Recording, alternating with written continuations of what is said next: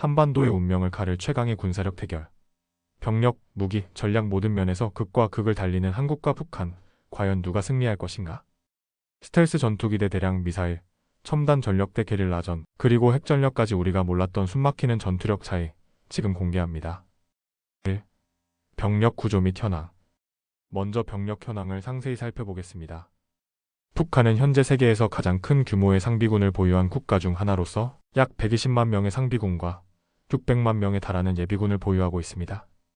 전체 인구 대비 군사력 집중도가 세계 최고 수준인데 이는 북한의 성군 정치 이념이 반영된 결과입니다. 북한군의 계급 구조는 원수급에서부터 하사까지 16단계로 나뉘어 있으며 당과 군의 이중 통제 체제로 운영됩니다.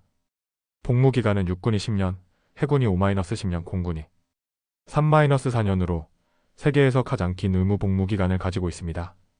특히 북한군의 약 70%가 휴전선 이남 지역에 배치되어 있어 언제든 기습 공격이 가능한 태세를 유지하고 있습니다. 반면 대한민국은 약 50만 명의 상비군과 310만 명의 예비군을 운영하고 있습니다. 현재 18개월의 의무 복무제를 시행하고 있으며 2025년까지 상비 병력을 50만 명 수준으로 감축하는 국방개혁 2.0을 추진하고 있습니다. 이는 단순한 병력 감축이 아닌 4차 산업혁명 시대에 걸맞은 첨단 과학기술군으로의 전환을 의미합니다. 대한민국군의 계급 구조는 원수급부터 이병까지 15단계로 구성되어 있으며 문민통제 원칙하에 운영됩니다. 특히 최근에는 부사관과 장교의 전문성을 강화하기 위해 부사관, 학군단 RNTC과 학군장교 ROTC 제도를 확대 운영하고 있습니다. 육군 전력 분석. 육군 전력을 세부적으로 분석해 보겠습니다. 북한은 4개 전방군단과 2개 기계화군단, 평양방어사령부, 전략군 등 총 15개 군단급 부대를 운영하고 있습니다. 주력 전차는 천마호와 폭풍우를 포함하여 약 4,300대를 보유하고 있으며 이 중 상당수는 1960-70년대에 도입된 구형 모델입니다. 북한의 장갑차는 약 2,500대로 BTR 계열과 차체 개발한 M-2012 주력입니다. 특히 눈에 띄는 것은 야포 8,600문과 다연장 로켓 5,500문의 막강한 포병 전력입니다. 이 중 170 자주포와 240 방사포는 서울 전역을 타격할 수 있는 사거리를 확보하고 있어 큰 위협이 되고 있습니다. 북한은 또한 세계 최대 규모인 20만 명의 특수전부대를 보유하고 있습니다. 이들은 전시에 후방 교란과 주요 시설 타격을 담당하며 평시에도 지속적인 훈련을 통해 높은 수준의 전투력을 유지하고 있습니다. 대한민국 육군은 1-3야 전군사령부와 이작전사령부, 수도방위사령부 등으로 구성되어 있으며 질적으로 우수한 장비를 운용하고 있습니다. 최신의 K 흑표 전차는 첨단 전자장비와 자동장 전장치를 갖추고 있으며 기동력과 화력 면에서 세계 최고 수준으로 평가받고 있습니다. 현재 260대가 배치되어 있으며 추가 도입이 진행 중입니다. K-레일 K1 전차는 1,500여 대가 운용 중이며 지속적인 성능 개량을 통해 현대전에 걸맞은 전투력을 유지하고 있습니다. K9 자주포는 1,100문이 배치되어 있는데 세계 최고 수준의 사거리와 정확도를 자랑하며 터키, 폴란드 등 여러 국가에 수출되어 그 성능을 인정받았습니다. 해군력 비교? 해군력을 살펴보면 북한 해군은 동서해안 대사령부로 나뉘어 있으며 소형 잠수함 약 70척, 구축함 및 호위함 5척, 고속정 250여 척을 보유하고 있습니다. 특히 로미오급 잠수함과 연어급 소형 잠수정은 은밀한 침투작전에 특화되어 있습니다. 북한 해군의 특징은 비대칭 전력에 중점을 둔다는 것입니다. 소형 고속정과 잠수함을 이용한 기습공격 전술을 발전시켜 왔으며 최근에는 잠수함 발사탄 도미사일 SLBM 개발에도 상당한 진전을 보이고 있습니다. 대한민국 해군은 세종대왕급 이지스 구축함 3척을 핵심 전력으로 보유하고 있습니다. 이지스 구축함은 SPY-1D 레이더와 SM-2 미사일을 탑재하여 북한의 미사일 위협에 대응할 수 있으며 대공전, 대잠전, 대수상전 등 전 영역에서 우수한 전투 능력을 보유하고 있습니다. 추가로 충무공 이순신급 구축함 6척, 울산급 호위함 6척, 209,214급 잠수함 22척 등 현대화된 함대를 운용하고 있습니다. 특히 214급 잠수함은 공기부료 추진체계의 IP를 탑재하여 2주 이상 수중작전이 가능하며 잠수함 발사 순항 미사일 SLCM을 운용할 수 있습니다. 공군력 분석. 공군력에서는 더욱 큰 격차가 나타납니다. 북한 공군은 전투기 약 450대, 헬리콥터 300여 대를 보유하고 있으나 대부분이 미그-1517만 1921과 같은 구형 기종입니다. 다만 최근에는 무인기 개발에 주력하여 정찰용 및 공격용 드론을 다수 확보하고 있습니다. 북한의 미사일 전력은 상당한 수준으로 평가됩니다.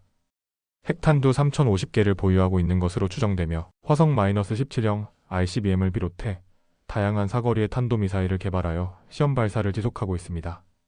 특히 이동식 발사대를 이용한 기습 발사 능력을 보유하고 있어 위협적입니다. 대한민국 공군은 F-35A 스텔스 전투기 40대를 주력으로 KF-16, 134대, F-15K 60대 등 현대화된 전투기를 운용하고 있습니다. F-35는 스텔스 성능과 정밀 타격 능력을 갖춘 5세대 전투기로 북한의 방공망을 무력화할 수 있는 핵심 전력입니다. 현재 개발 중인 한국형 전투기 KF-21은 2026년부터 전력화될 예정이며 레이더 반사 면적이 작고 초음속 순항이 가능한 4.5세대 전투기입니다. 또한 공중급 624대를 도입하여 전투기의 작전 반경을 크게 확대했습니다. 미사일 및 전략 자산. 미사일 전력은 양측 모두 지속적으로 강화하고 있는 분야입니다. 북한은 단거리 탄도미사일인 KM-232,425부터 중거리 탄도미사일 화성-12형, ICBM급 화성-17형까지 다양한 미사일을 보유하고 있습니다. 특히 최근에는 극초음속 미사일과 순항미사일 개발에도 성공했다고 발표했습니다. 대한민국은 현무 미사일 시리즈를 개발하여 운용 중입니다. 현무-2는 탄도미사일로 ABC형이 있으며 사거리는 최대 800km입니다. 현무-3은 순항미사일로 1500km까지 타격이 가능하며 현무-4는 대형 탄두를 장착한 단거리 탄도미사일입니다. 동맹관계 및 전략적 환경. 대한민국은 한미동맹을 통해 강력한 확장 억제력을 제공받고 있습니다. 약 28,000명의 주한미군이 상시주둔하고 있으며 유사시 미국의 전략 자산이 신속하게 전개될 수 있는 체계를 갖추고 있습니다. 특히 미국의 해구산 제공은 북한의 핵위협을 억제하는 핵심 요소입니다.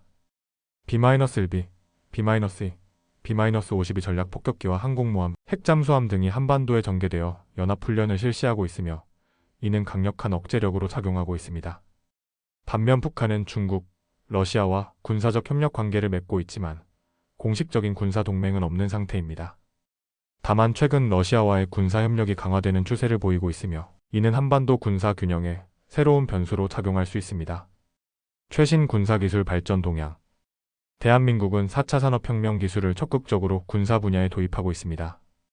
인공지능 AI를 활용한 지휘통제 체계, 무인 체계, 로봇 전투원 등을 개발 중이며 사이버전 대응 능력도 지속적으로 강화하고 있습니다.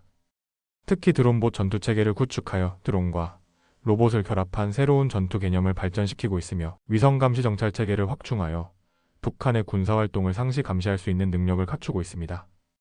북한 역시 비대칭 전력을 중심으로 군사과학기술 발전을 추구하고 있습니다. 사이버전 능력을 강화하고 있으며 EMP탄과 같은 새로운 무기체계 개발에도 힘을 쏟고 있습니다. 전략적 우위와 작전 능력 분석. 북한군은 대규모 병력과 화력을 바탕으로 한 초기 기습 능력과 수도권을 타격할 수 있는 170 자주포, 240 방사포 등 약 1만여 문의 장사정포, 그리고 20만 명 규모의 세계 최대 특수전 부대를 보유하고 있는 반면 대한민국은 자동장 전장치와 통합형 전차 통제 체계를 갖춘 K-흑표 전차, 시간당 68발 발사가 가능하고 40km 이상의 사거리를 확보한 K-9 자주포, GPS 유도 방식의 155 스마트 탄약, 현무-2 탄도미사일과 현무-3 순항미사일 등 첨단 무기체계를 통한 질적 우위를 확보하고 있으며 특히 공군력에서는 북한이 미그-19 전투기 30대를 제외한 대부분이 1960-70년대 구형 전투기들로 구성되어 있고 연료와 부품 부족으로 조종사들의 연간 비행시간이 20시간 내외로 제한적인 반면 대한민국은 F-35A 스텔스 전투기 40대, F-15K 60대, KF-16, 134대 등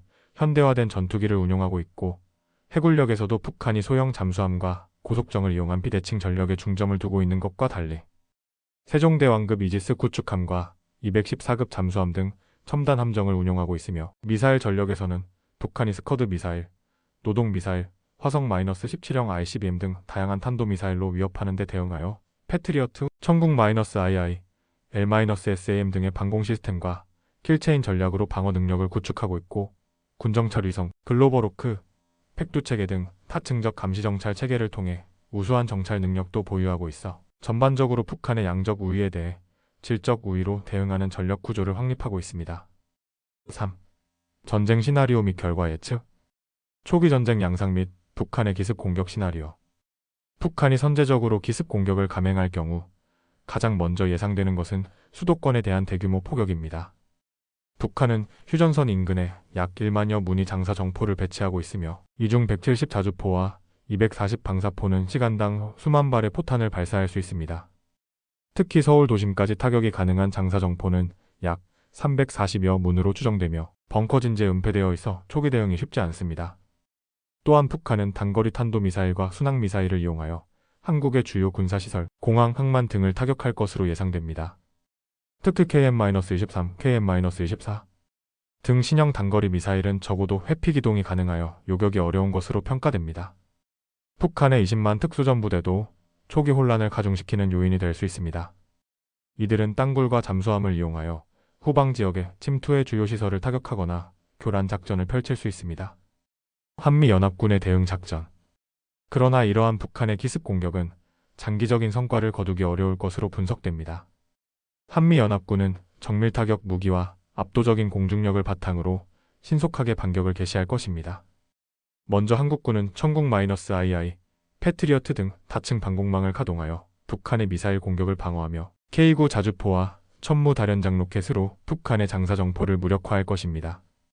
특히 GPS 유도 방식의 155 정밀 유도탄은 북한의 포병 진지를 효과적으로 제압할 수 있습니다. F-35A 스텔스 전투기는 북한의 방공망을 무력화하는 데 주력할 것이며 F-15K는 현무-23 미사일과 SLAM-ER 미사일을 이용해 북한의 지휘통제시설과 핵심 군사시설을 정밀 타격할 것입니다. 미군의 전략 자산 전개. 미군은 B-1B, B-2 스텔스 폭격기를 신속히 전개하여 북한의 핵심 군사시설을 타격할 것이며 항공모함 전단과 핵잠수함도 한반도 해역에 전개될 것입니다. 특히 토마호크 순항미사일은 북한 전역의 군사시설을 타격할 수 있는 능력을 제공합니다. 또한 주일 미군 기지에서 출격하는 전투기들과 괌의 전략 폭격기들이 한반도 상공에서 작전을 수행할 것이며 오키나와의 해병대도 신속히 전개될 수 있습니다. 북한군의 전력 약화 요인. 북한군은 초기 대규모 공세 이후 급격한 전력 약화가 예상됩니다. 가장 큰 원인은 보급 능력의 한계입니다. 북한은 만성적인 연료 부족에 시달리고 있으며 대규모 전쟁을 지속할 수 있는 군수산업 능력도 부족합니다. 특히 한미연합군의 공습으로 주요 보급로가 차단될 경우 전선의 북한군 부대들은 심각한 보급난에 직면할 것입니다. 또한 북한군의 대부분이 구형 장비를 사용하고 있어 현대전에서 요구되는 기동성과 생존성이 떨어집니다. 장기전 시나리오와 게릴라전 가능성. 전쟁이 장기화될 경우 북한은 게릴라전과 비정규전으로 전환할 가능성이 높습니다. 특수전 부대를 이용한 후방 교란, 주요 기반 시설 타격, 사이버 공격 등을 시도할 것으로 예상됩니다. 그러나 한국군의 첨단 감시 정찰 능력은 이러한 위협에 효과적으로 대응할 수 있습니다. 군정찰 위성, 글로벌호크, 조기 경보기 등을 통해 북한군의 움직임을 실시간으로 감시할 수 있으며 테테로 특수부대와 사이버 사령부도 이러한 위협에 대응할 수 있는 능력을 갖추고 있습니다. 국제사회의 대응과 주변국 개입 가능성. 국제사회는 북한의 군사도발을 강력히 규탄하고 제재를 강화할 것이며 유엔 안전보장이사회도 즉각적인 대북 제재 결의안을 채택할 것으로 예상됩니다. 중국과 러시아의 개입 여부는 전쟁의 향방을 가를 수 있는 중요한 변수입니다. 그러나 두 나라 모두 한반도에서의 전면전이 자국의 이익을 심각하게 손상시킬 수 있다는 점을 우려할 것입니다. 중국의 경우 북한이 붕괴되어 대량 난민이 발생하는 상황을 가장 우려할 것이며 주한미군이 중국 국경까지 진출하는 상황도 원하지 않을 것입니다. 러시아 역시 극동 지역의 안정을 해치는 전면전을 지지하기는 어려울 것입니다. 따라서 중국과 러시아는 북한을 군사적으로 지원하기보다는 조기 휴전과 평화 협상을 중재하는 역할을 할 가능성이 높습니다. 현대전에서의 기술력과 정밀 타격 능력의 중요성. 현대전에서는 첨단 기술력과 정밀 타격 능력이 승패를 좌우하는 핵심 요소입니다. 이라크전과 우크라이나전에서 보듯이 재래식 대규모 병력보다는 네트워크 중심전과 정밀 타격 능력이 더욱 중요해지고 있습니다. 한국군은 지속적인 국방개혁을 통해 이러한 현대전 수행 능력을 확보해왔습니다. 실시간 정보 공유가 가능한 지휘통제 체계, 다층적인 미사일 방어 체계, 정밀유도 무기 등을 갖추고 있어 북한의 양적 우위를 상쇄할 수 있습니다. 전쟁의 최종 결과 전망. 종합적으로 볼 때 전면전이 발발할 경우 한미연합군이 승리할 가능성이 높습니다. 북한은 초기 기습 공격으로 상당한 피해를 줄 수 있지만 장기전을 수행할 수 있는 능력이 부족합니다. 한미연합군은 압도적인 공중우세와 해군력을 바탕으로 북한의 전쟁 수행 능력을 급속히 약화시킬 수 있으며 첨단 정밀 타격 능력으로 북한의 핵심 군사시설을 무력화할 수 있습니다. 또한 국제사회의 지지와 경제력의 우위, 그리고 확고한 한미동맹은 한국이 전쟁에서 승리할 수 있는 결정적인 요인이 될 것입니다. 북한의 비대칭 전력과 핵무기 위협은 여전히 심각한 도전이지만 한미연합군의 압도적인 종합 전력이 궁극적으로 승리를 가져올 것으로 전망됩니다.